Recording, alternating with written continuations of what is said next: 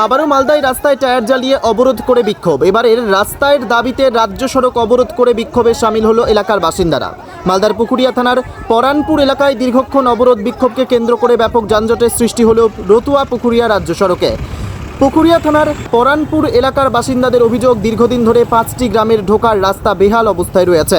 প্রতিনিয়ত ঘটছে দুর্ঘটনা, আহত হচ্ছে মানুষ। বারংবার পঞ্চায়েত সহ ব্লক প্রশাসনকে জানিয়েও টনক নড়ছে না তাদের।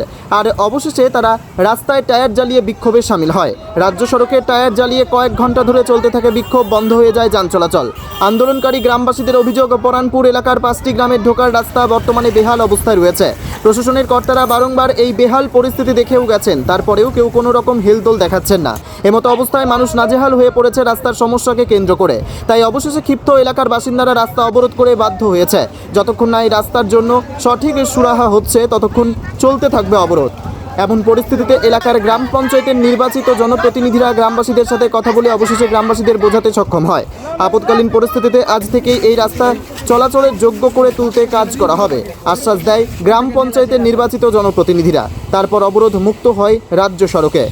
যদিও এই কাজ আশ্বাস মতো না হয় তাহলে যে আগামী দিনে আরও বৃহত্তর আন্দোলন হবে এমনটা জানাচ্ছে গ্রামবাসীরা।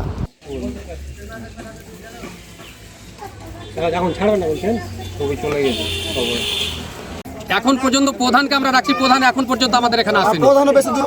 প্রধানের বাড়িতে হলো পরানপুরে, এখন পর্যন্ত প্রধান আসেনি।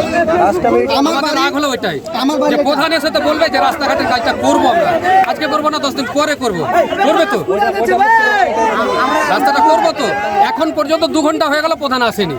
কত কষ্ট করে হাঁটছি, এত এত জল লাগা থাকছে রাস্তার মধ্যে, আমাদের বেরাবার জন্য কষ্ট হচ্ছে অনেক।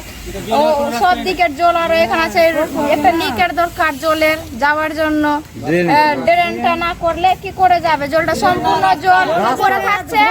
আর তাছাড়া আমাদের ঘর বাড়ি পড়ে গেছে জল লেগে। এইদিকে ছবি করেন, দেখেন কি অবস্থা হয়েছে, সব পড়ে গেছে। এই গোটা একদম জল হয়ে আছে। 8 জন 10 জনের একটা গ্রাম। এই রাস্তাটা আমাদের চতুর্বেদী সবের রাস্তা, অনেকের রাস্তা। এটা মানে যত গ্রামের লোক আছে এখান থেকে রাস্তা কাটে। এখানে একটা বাগলাঘাট থেকে একটা মানে চাংড়া আসলো টোটোতে, টোটো বাড়াতে জানে যে এখানে রাস্তা আছে। ওখানে একটা চাংড়া এই সাইজের মোটামুটি 11 বছর বয়স মারা যাচ্ছিল। আমরা 20 জন মিলে আমরা উঠাচ্ছি টোটোটা, তাদের চাংড়াটাকে আমি জীবিত করে। এরকম টোটো আছে না এখানে অনেক হসপিটাল। আমাদের এখান থেকে আমাদের এই জন্য বলছি যে এই রাস্তার জন্য আমাদের